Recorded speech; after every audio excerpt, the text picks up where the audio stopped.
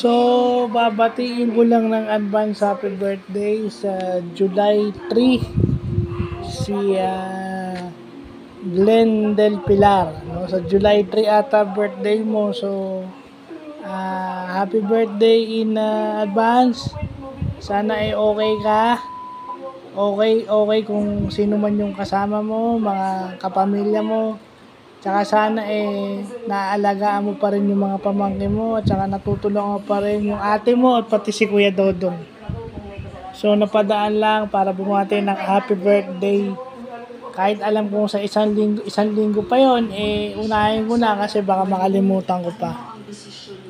So, yun lang, happy birthday, God bless at sana more success sa work, more success financially and more success sa lahat ng aspeto ng buhay.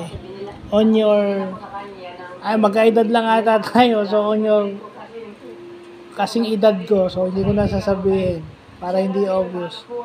So, yun lang and God bless.